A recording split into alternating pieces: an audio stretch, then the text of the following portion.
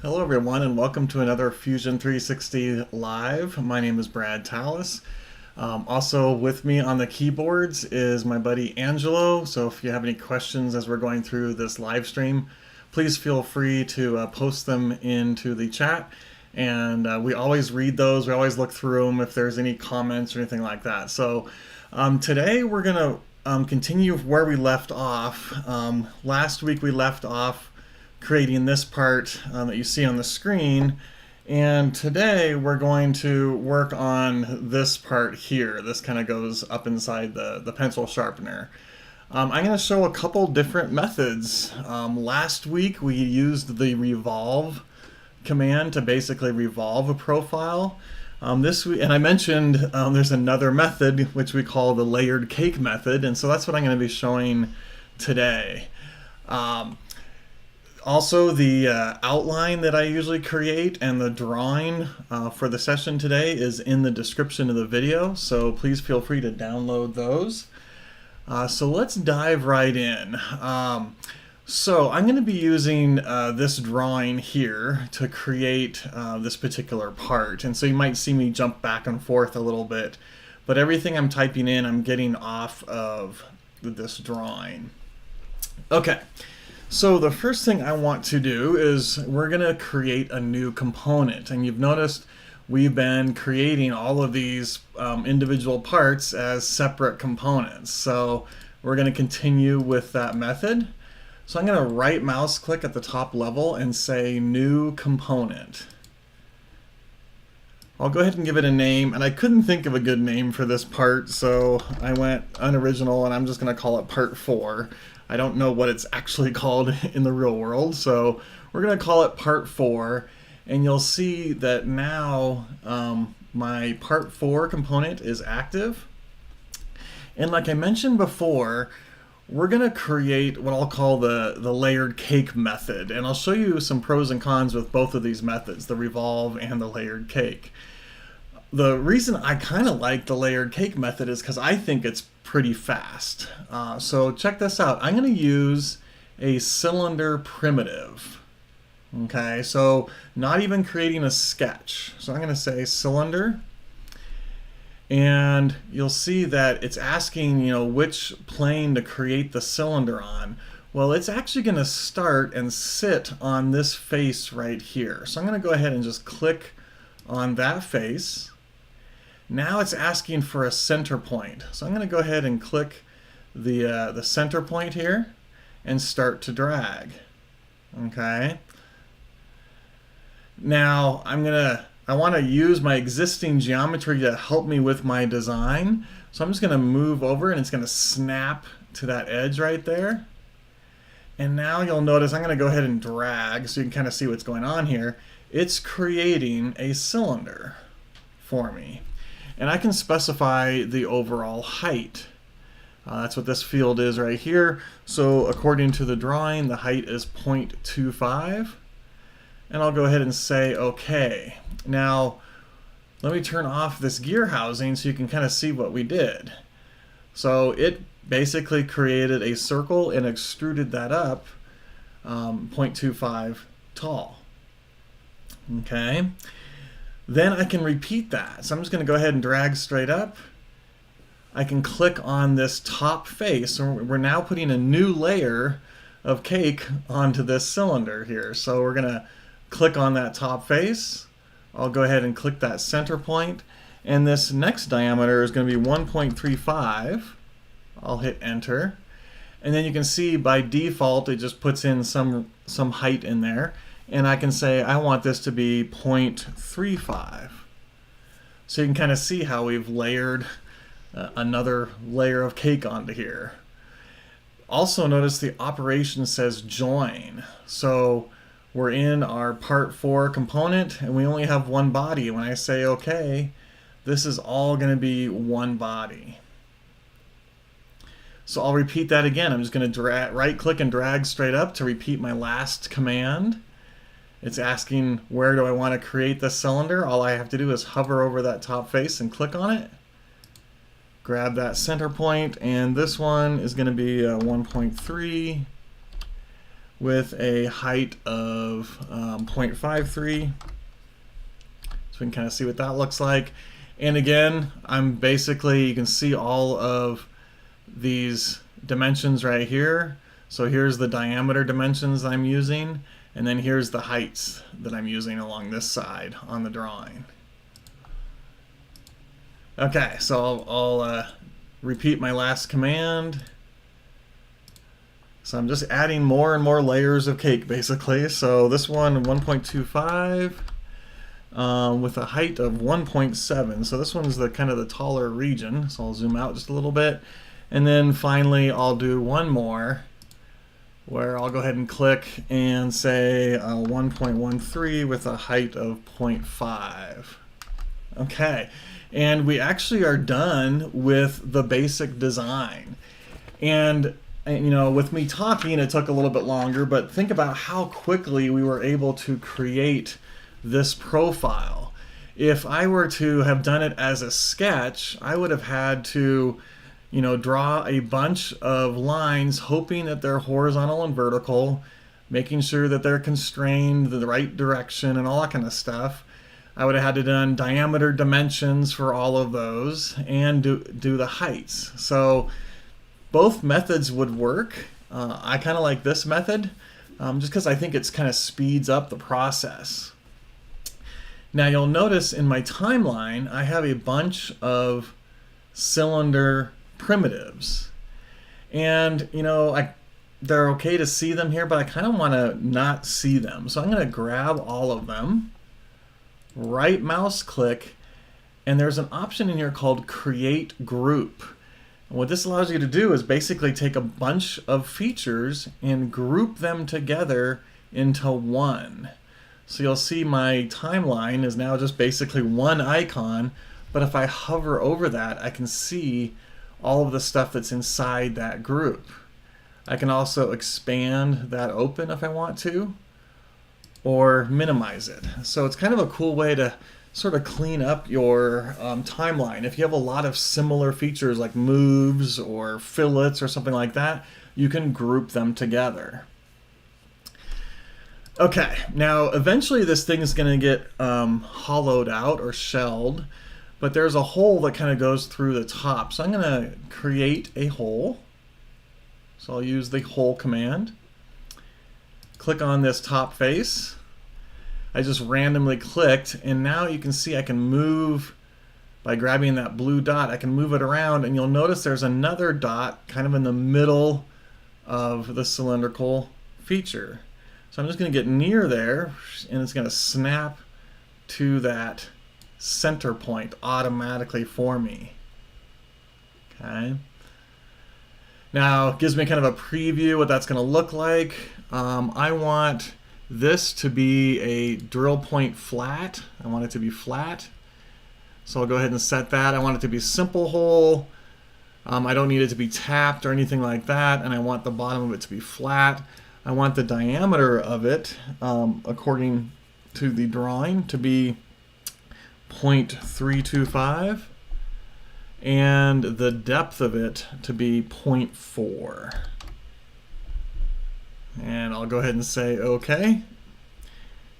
And we just created a hole right there. And again, here's the depth, 0.4. And you can see I also dimensioned it there here, 0.325 with a depth of 0.4. Okay, so I pretty much have the design the way I want. Now is probably the time I should go ahead and shell this thing out.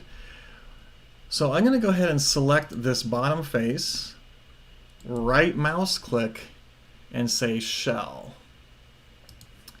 Now what I like to do is I like to start to drag to visually see what that's going to look like.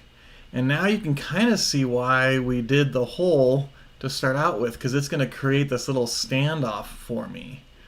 But I also want to be able to see through that hole. So instead of just selecting the bottom face, I'm going to come in and also select this inside flat face right here. And now you can see that we're looking through the model.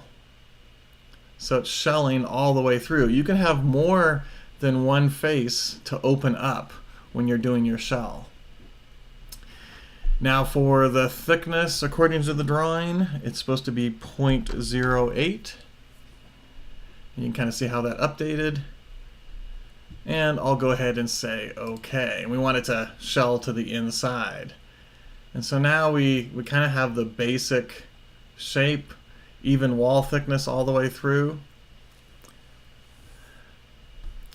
So what I want to do now is I want to start working on this kind of this curved section where the pencil actually goes in. So that's what we're going to do next.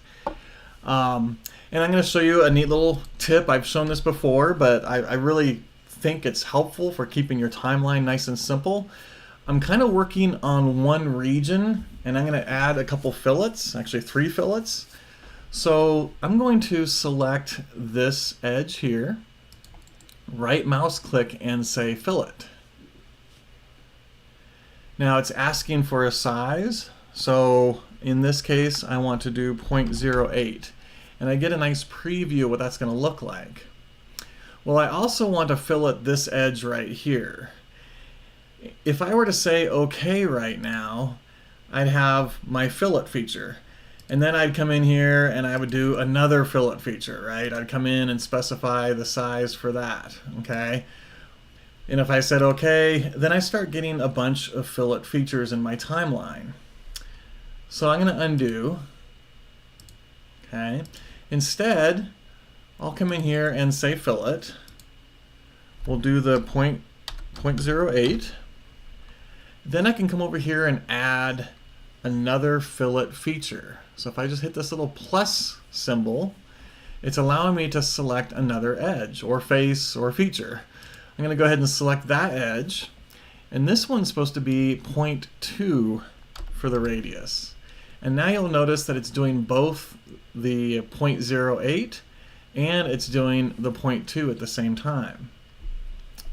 I also want to fillet this edge in here that kind of has to do with the top of the part. So I'm going to go ahead and hit the add new selection again. Click on this inside edge right here. I'll go ahead and start dragging so you can kind of see what that's going to do. Okay. And I can specify the size for that. It's supposed to be 0.1. Gives me a nice preview of what that's going to look like. And if I rotate around, you'll see that we're doing basically 3 fillets all in one fillet feature. Okay. So I'll say OK, and there we go. There's my one fillet feature, but it's actually dealing with 3 separate fillets. Now, I really like this method, but you kind of have to remember, you know, you don't see a whole bunch of fillets in your timeline, but you see a whole bunch of fillets on your part. You kind of have to know that, okay, I'm going to do most of the fillets in the same area, like maybe all the outside fillets, or maybe just this top area. I'm using the single fillet feature with multiple selections. So just kind of keep that in mind as you're doing this. Okay, so we worked on the top. I also want to fillet these edges here. And in this case, I am going to do these as a separate fillet feature. So I'll just come in here and say fillet, click on these, and these are fairly small, 0.025. I'll go ahead and control click because all of these are the exact same size. So you can see I now have 3 edges at 0.025 inches. Okay, so now I'm starting to get the major design. The next thing I want to do is put these elliptical holes that kind of go through the part. Okay, so we're going to use the ellipse command to do that. But to do that, I need to create a sketch. So I'm going to create a sketch, and I'll probably just do it on this front plane right here, because that goes right through the center of the part. Okay, so I'm going to click on this front plane. Now the ellipse command requires you to locate like the center point, and I want to make sure I'm centered in this area right here. So I'm going to start by creating a line. Now you'll notice as I hover over, it's not capturing, the corners or anything like that. So first of all, I need to project some geometry. So P for project. The P is the shortcut key, or you could come here, create, project, project. Okay. And I could do a single face, or I could do the whole body. So again, kind of as review, you have two options. You have specified entities or the body. So if I say specified entities, it's going to let me just pick an individual area. Okay, you can kind of see it as it's highlighting. But if I say bodies, you'll see it kind of highlights the whole body. And it pretty much creates, I'll hit OK and turn off the body. You can kind of see how it basically does like a silhouette all the way around. So I like to use that project body if all I really care about is, the major parts of the geometry.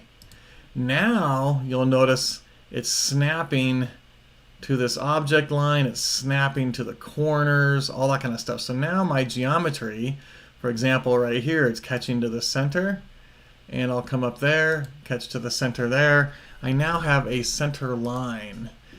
In fact, I don't want it to be an object line. I'll change it to construction, like we've done previously.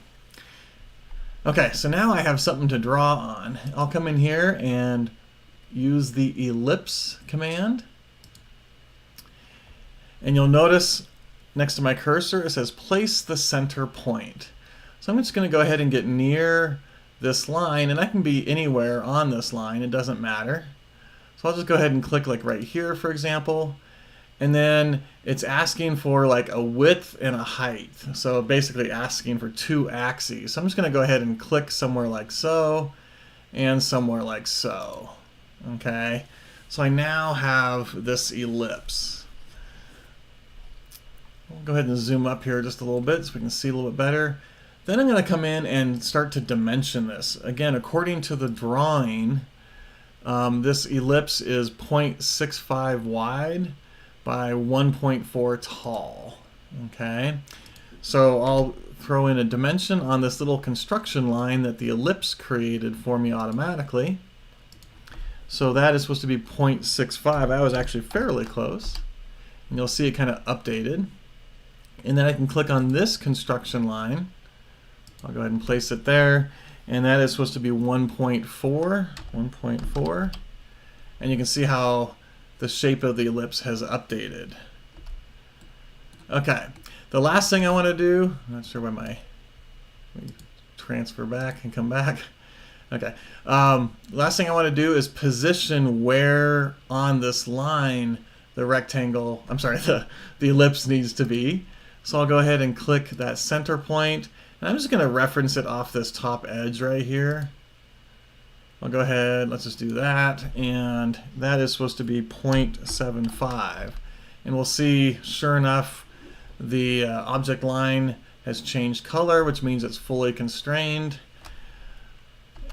And I'm ready to go. So I'm going to say Finish Sketch. And now that I have my profile, I'm going to use this to cut away basically an elliptical hole. But you'll notice that my sketch is inside my part because I used that front plane. And if I hover over, it doesn't let me click on the profile. Okay, so what I see a lot of people do is they'll come over and they'll turn off the body, then they can click on it, then they'll turn back the body back on, which you can absolutely do, but it's moving the mouse around quite a bit. So if you just hover over, click and hold for about a second, you will get the ability to probe through. And so you can see it's going to click that front face, then it's going to click that inside face, and then finally it's going to get to the profile. Okay, so it's really, really fast. I can just click and hold and say there's my profile, instead of having to come over here and turn parts on and off. I'll right mouse click, it shows me the commands that make sense. So I'll say extrude. Now I'm going to start dragging in this direction so you kind of see what's going to happen here. We're going to extrude, and it's basically going to cut through the wall. Okay. Now I want to go a specific distance, and I don't know how far that is. So like I've shown in previous live streams, instead of saying distance, I can say to object. I'll go ahead and say to object. I'm going to click on this outside face. And Fusion will figure out what it needs to do to cut that region out. And if this cylinder were to ever change size, like if I came back and modified the drawing, or the sketch I should say, because we said to object, it's always going to cut to the outside surface no matter what diameter it is. So I really do recommend that you say to object. Now you'll notice I'm only going in one direction. I could go both directions, but I'm going to show the pattern command, and you could pattern just 2 instead of 4, but to me there's 4 holes, and so in my pattern I kind of want to see 4 as the quantity, so that's what I'm going to do. I'm just going to leave 1 hole cut out. I'll say OK, and we now have that cut out of there.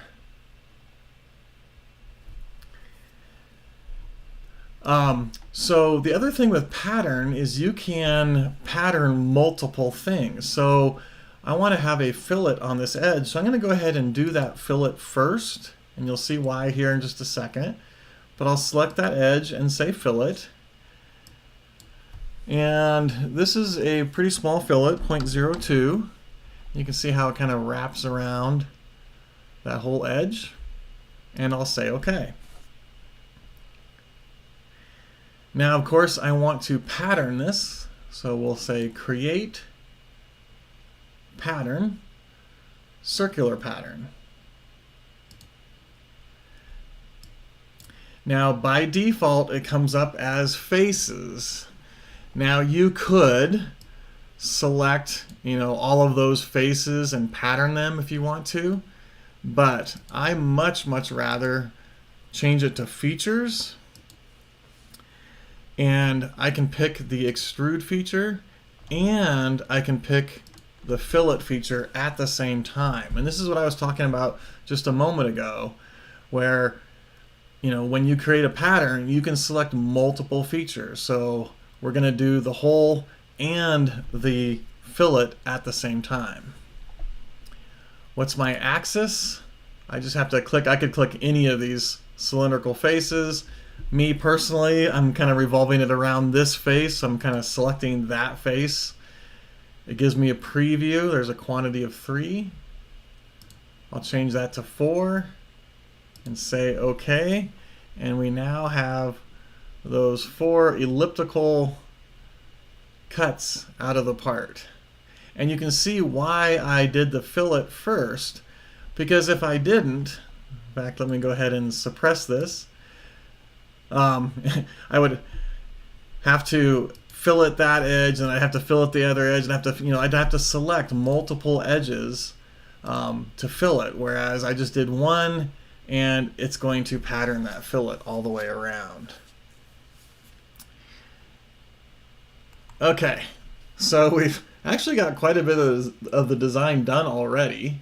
We've kind of done the top part. We're going to get to these little clamp things in just a second.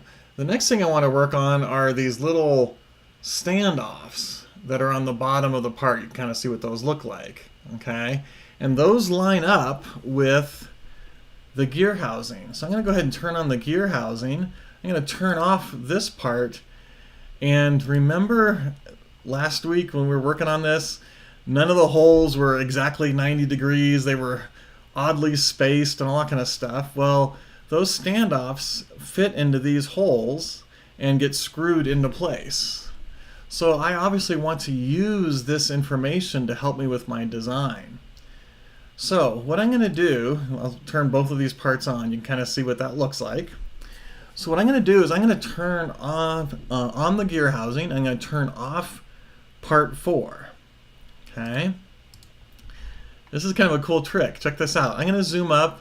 I'm just going to go ahead and select these faces off of a totally different component. Okay, so I'm going to grab these guys, right mouse click, and say extrude. Now as I start to extrude, you'll notice I get a warning saying the object that you're creating is not visible. Well, that's because part 4 is our active component. This is the part I'm working on. However, I've turned on gear housing. Okay, so that's why I'm getting that warning and I'm not seeing any preview here. But as soon as I turn on part 4, you'll see I'm getting some feedback now. In fact, let me turn off this gear housing. And it's using, oops, that information. Yeah, grab this arrow here. Darn it, too many clicks. Let me change the distance. Let's just go 0.25 and see if that'll let me drag it. Nope. Okay.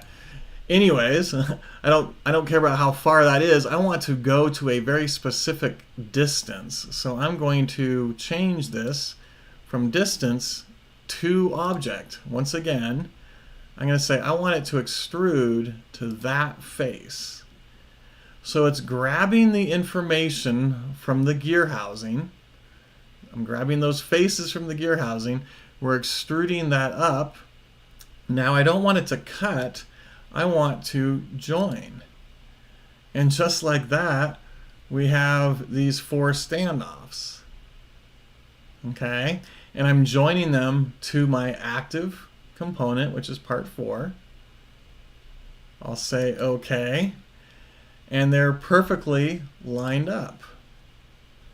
So for example, if I were to come in here and let's create a quick section analysis, like so. I'm just going to kind of slice through and you'll see that those fit right inside of the holes. Now I see a little bit of an issue we're going to fix here in just a second, but you can kind of see how that standoff is perfectly lined up in those holes. I'll go ahead and say OK. I'll turn off my analysis here real quick. Okay, so what was the issue that I noticed? Well, if I rotate this over and take a look, you can kind of see, I'll zoom up on this one here. This was the shape that we extruded, and we told it to extrude to this face.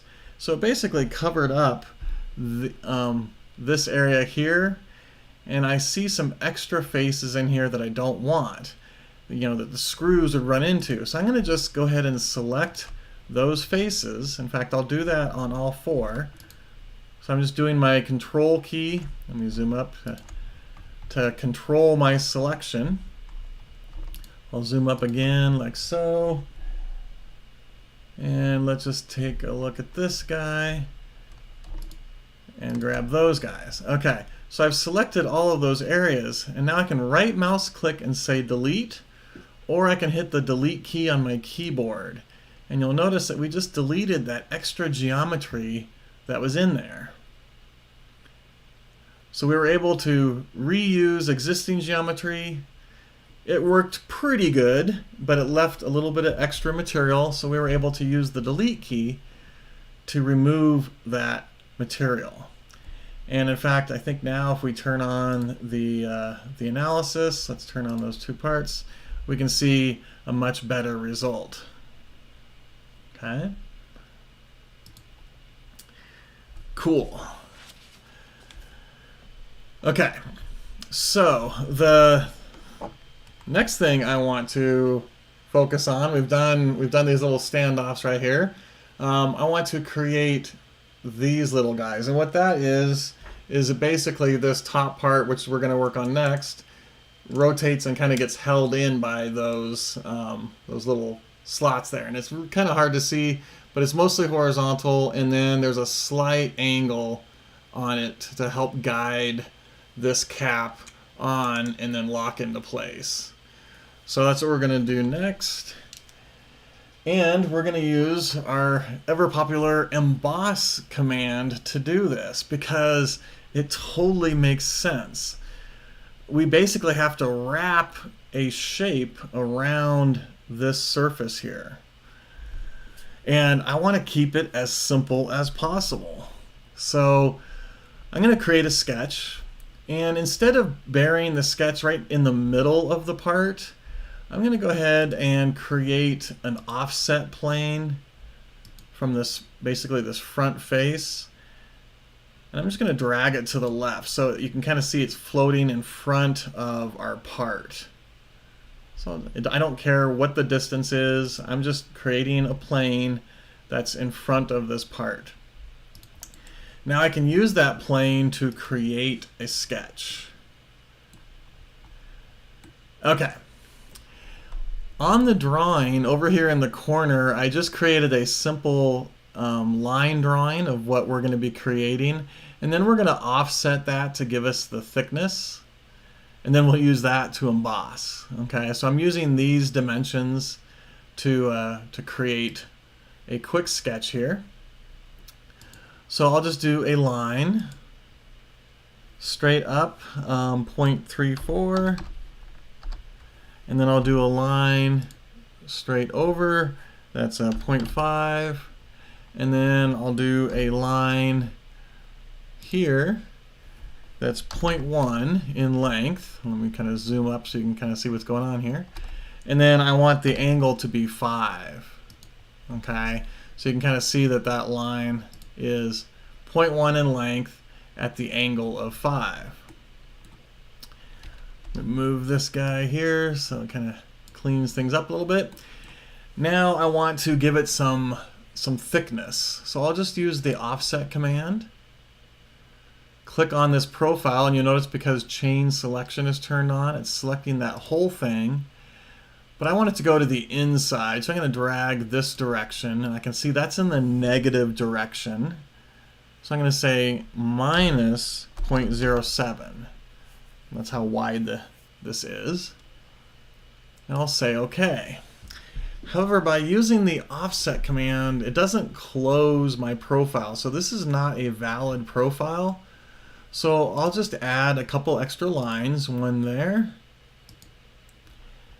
and then one from this corner to that corner, and now we can see that that is shaded in.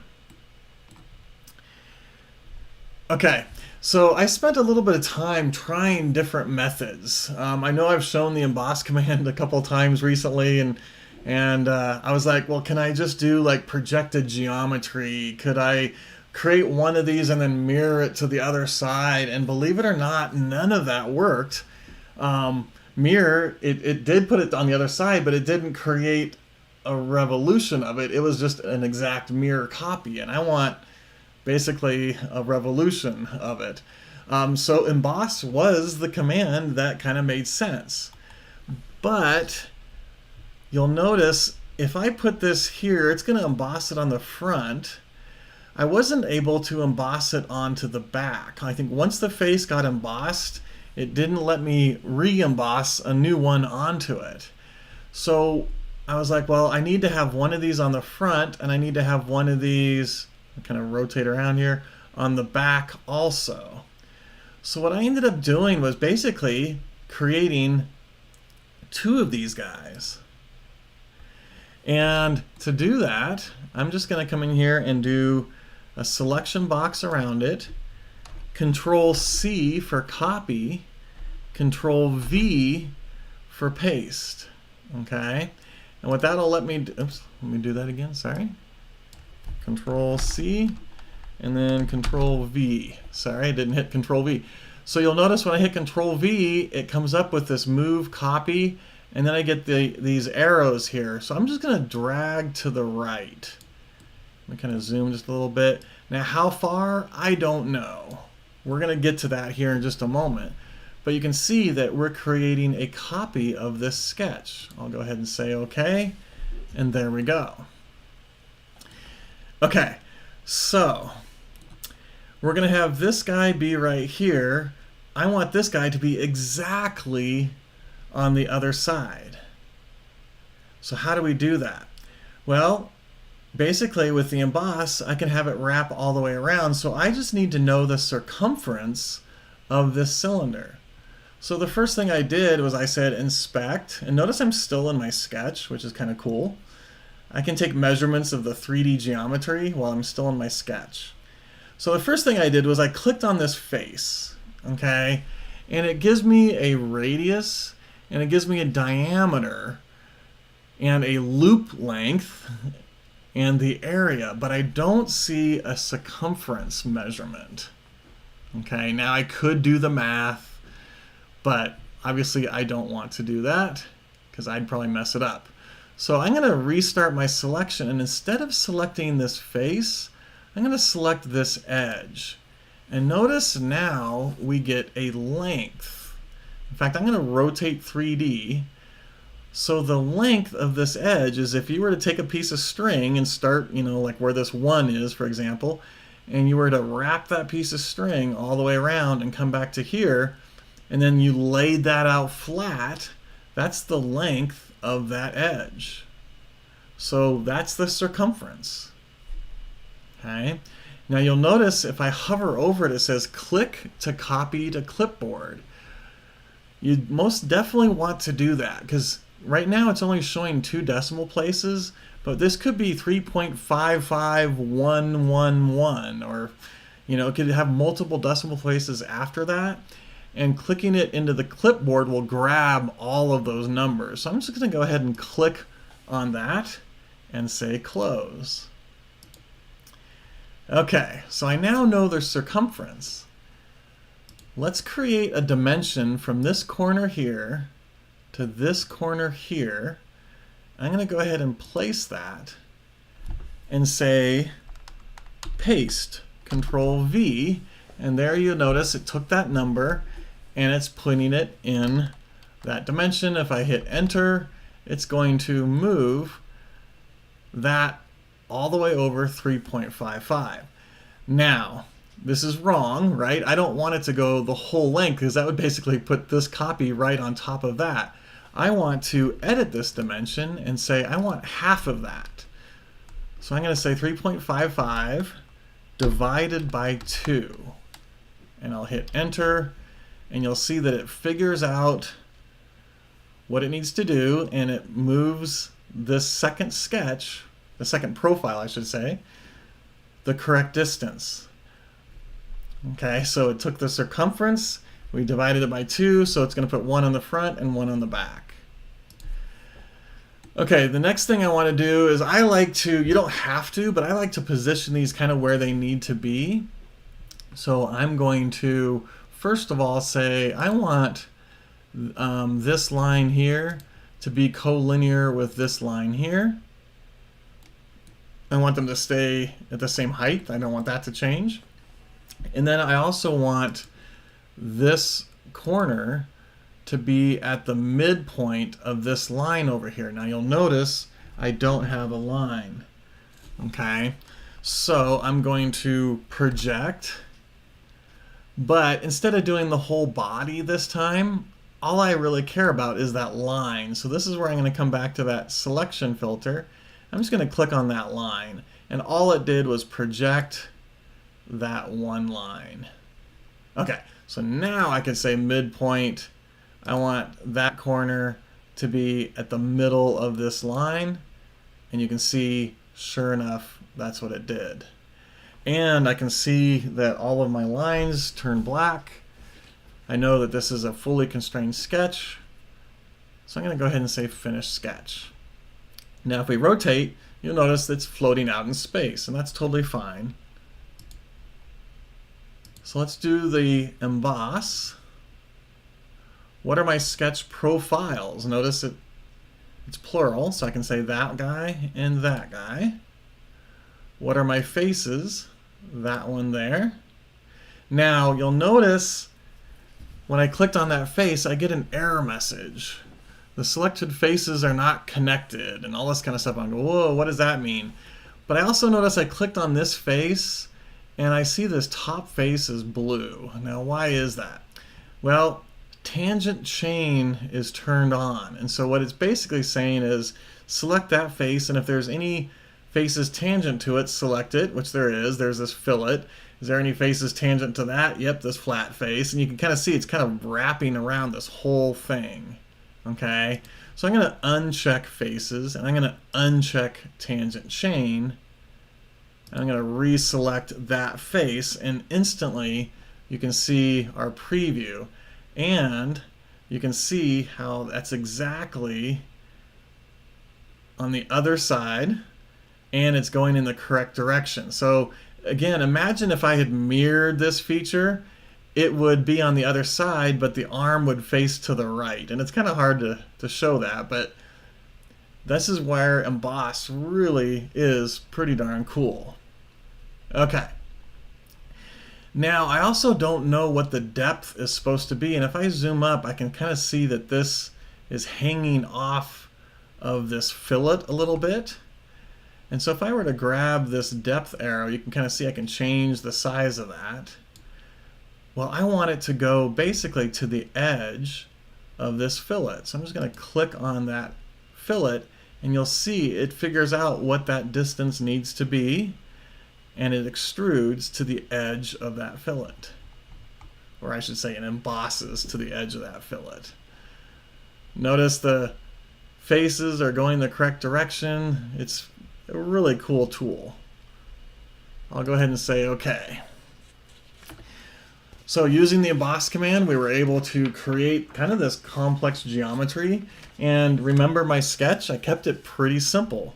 So, you know, I used the offset command, but all I really did, whoops, let me pan so you can kind of see, all I really did was draw this line, and that line to kind of define the shape of it. Then we used the offset and then figured out the circumference and divided that by 2. And if I were to double click on this dimension, it remembers that formula for me. So I can always come back and say, how did I get 1.775? Okay. So the next thing I want to do is kind of round over these edges. Well, there's a lot of edges here. And I can't do my fillets before the emboss because the emboss is creating the geometry. So I showed this last week. Under the fillet command, you have 2 different types. You have fillet and you have rule fillet. And this is actually a pretty powerful command that's kind of underutilized. So I'm going to say rule fillet. Okay. I want it to fillet all of the edges of which faces or which features. Well, I can just click on the emboss feature and you can see it selected everything about the emboss feature. Do I want it to do rounds, which I showed last week are kind of like these rounded corners? Or do I want it to do fillets, which is kind of like where this edge connects that face, it kind of smooths it out? Or do I want to do both, rounds and fillets? And see if they can calculate at the same time. So let's just do a pretty small radius here, 0.01, and sure enough, you can see it did both of those all at the same time. So here are the rounds right here. You can kind of see the rounds. And then here are the fillets over here. Okay. So just like that, using the rule fillet, I selected all of those edges and didn't have to manually select them or do a selection window or anything like that. Okay, the last thing, and it's kind of hard to see, but inside there is like an internal gear because in the design, this is the actual pencil sharpener part. You can see that there's a little gear right here, and it rotates up inside of this guy. So that's what spins it around and turns the blade. And I'll be honest, this was I think the toughest part of, how do we do this? So I don't know if the solution I'm going to show you is the best example, but I wanted to show this because instead of us doing all of the hard work, we're going to let Fusion do the hard work for us. Okay, so I want to be able to create a gear, and I could draw one tooth and revolve it around and spend a lot of time creating that complex profile, but instead I'm going to use a plugin. So what do I mean by that? Well, under the tools, you'll notice we have this add-ins, and we have scripts and add-ins, okay? So what I did is I went out to the Fusion 360 App Store, and I'm going to go ahead and click on this and show you what's going to happen. Of course, it came up on another monitor, so I'll bring it over here. And we have a bunch of apps out here that people can write. We have an open API, and so people have written a ton of apps that can be plugged in. So for example, a helical gear generator, a Veroni sketch generator, a sketch checker, which I actually have used in some of my live streams. So I'm going to come in here and just type in gear and hit enter. And we can see it came up with 4 different results. Some of them are free, some of them are paid. Okay. And I noticed right here it says for an add-in for creating spur internal and rack gears. Okay. So I need to basically create an internal gear. So to add this to Fusion, all I have to do is click on it. Okay. Now I'm going to point out a couple things here. Some of these, now this one only says Windows 64, so I'll pick a different one, but you need to make sure that you pick which operating system. So let's try this helical gear generator. So yeah, so notice how this one says Mac OS and Windows 64. So sometimes by default, Mac OS is selected. And if I were to hit download, it's going to download a Mac version even though I'm on a PC. So definitely make sure you click on the operating system that you use. Now, unfortunately, back up a couple here. Of course, it's going to be slow. The FM gears is only Windows 64. Okay, there we go. Oops, too far. Gear. So we can see here it's only a Windows OS. So I'll show this. I'll go ahead and click on it. Windows 64. I'll say download. It's going to ask you to sign in, so I'll sign in with my ID. And then you'll notice it downloads this MSI. So I'll go ahead and click on that. I'll say run.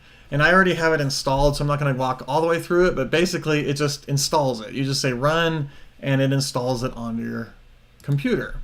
Okay? Then, back in Fusion, what you're going to want to do is after it's installed, you'll go into add-ins, scripts and add-ins. Now, we just downloaded an add-in, so I'm going to go over to this add-ins tab, and here you can see all of the different add-ins that I have in my Fusion. Okay, and sure enough, there is FM gears. So if I click on it, now it's already running, but let's just go ahead and say stop. And yours probably will come in not running, so I'll click on it and I'll say run, and it says the FM gears command has been added to the create panel of the model workspace. I'm like, okay, cool. So I'll go back here, go to the create menu, and here is FM gears. You also see I have helical gear. I also have check sketch and stuff like that. But that's how you can add in different plugins. And there is a bunch of really cool plugins. So for example, let's go back one more. Let's say you do a lot of woodworking. So give me just a second here. My internet's being kind of slow. I apologize. So let's just go woodworking. I'll search for that, and you can see, here's a mortise and tenon, a dowel joint, Map Boards Pro, all this. I mean, there's a bunch of different options in here. So for like cabinet making, etc. So definitely recommend that you come in and take a look at the add-ins and see what's available for you. Okay, so long-winded there. I loaded an add-in. I'll come in here to FM gears, and you can see it brings up this dialog. Now there's spur gear, internal gear, and rack gear. Okay, now I want to do an internal gear. Now I saved you guys the time and figured out what size and number of teeth and all that kind of stuff that needs to happen, and I included that in the drawing. So here's the gear data. So here's, the diametral pitch, number of teeth, gear thickness, etc. Okay. So I'll do that. FM gears, internal gear. I'm just using that data. So my outer diameter is going to be 1.5, and you'll see that this is kind of a bogus number, but we're going to fix that. And as I'm going through, you're going to see some warning messages come up. So I'm going to change my diametral pitch. Let's set that to 38. And sure enough, you can see it says the root fillet radius is too large. It must be no more than 0.015, etc. So as I'm going through and changing that, you might see some of this happen, but that's okay. I'll say 34. My root fillet, I'm going to set to 0.01, and now you'll notice that error message went away. And then finally, the height is 0.15. Okay. So I'll go ahead and say okay, and what it's going to do is it's going to create that gear for me. And you can see it created a component called internal gear, and it's just kind of floating out in space. Now I want to put this inside the part, so I'm going to use the joint command, and I'm just going to grab like this outside edge. I'm going to rotate so we're looking inside the part, and I'm going to just select this edge right here. Okay, and you're going to see that it puts the gear inside, but it also is sticking way outside the part. That's why I was talking about that outer diameter is kind of a bogus diameter.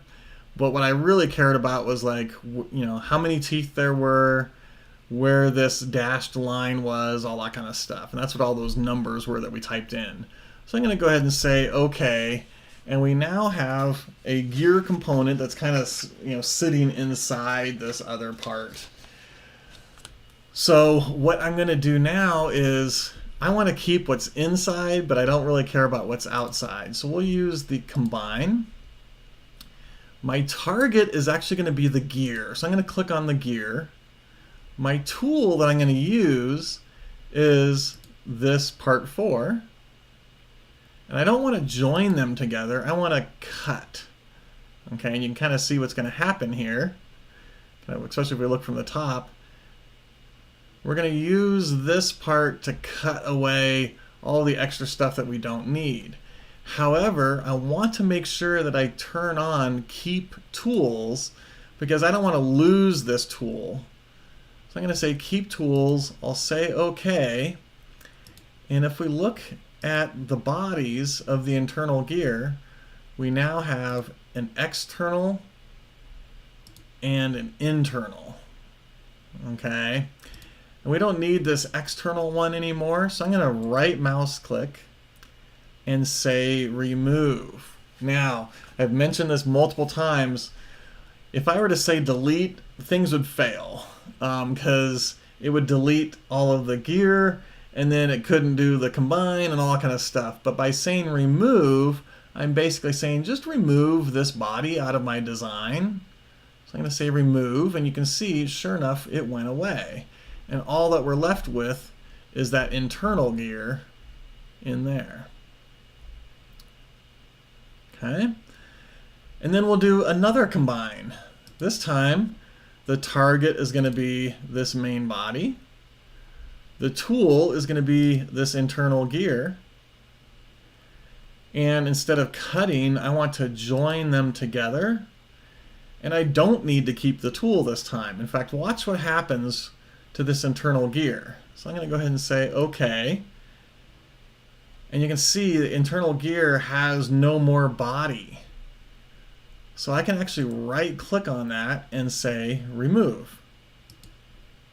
And we're now left with this one body of part 4. And that those gear teeth are inside of there. Now, is this the best solution? I don't know. It's the one I came up with. It saved me a lot of time. But I did have to do some combined cuts, some combined joins, but I didn't have to draw a complex profile or anything like that. So hopefully this might have you think outside the box and see what you can do with that. Okay, so the last thing I want to do is, I'm pretty much done with my design. Let's turn on the gear housing. Okay, and I like to do an interference check. So what are the bodies I want to check? I want to check that guy and that guy. And I'll hit this little compute icon. And awesome, it says no interferences detected. So we don't have any clashing or anything like that going on. I could also come in here and do an analysis and section through and kind of see what that looks like.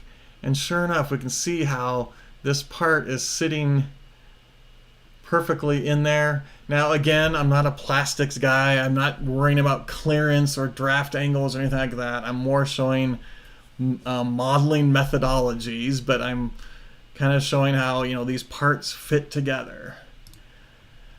Okay, so I'm gonna go ahead and turn on some of these other parts real quick. In fact, I'll just activate this top level. And I'm going to turn on this basket, and you'll notice we have an issue. So we are going to take care of this on our next session. I'm going to talk about how we can make an early design change and how to fix that. So with that, we're right at the top of the hour. I do have another meeting right after this, so I need to hop off. But I wanted to thank everybody for watching. Hopefully you learned some tips and tricks. Again, the drawing and the outline are in the description of the video. I'll go through and look at all the chat and see if there's any questions there. If you have any comments or whatever, please feel free to leave them in the comments of the video. We do go through and read those and respond to them if we can. So I want to thank Angelo for being my wingman again, and hope you all have a wonderful rest of your day, and happy fusioning.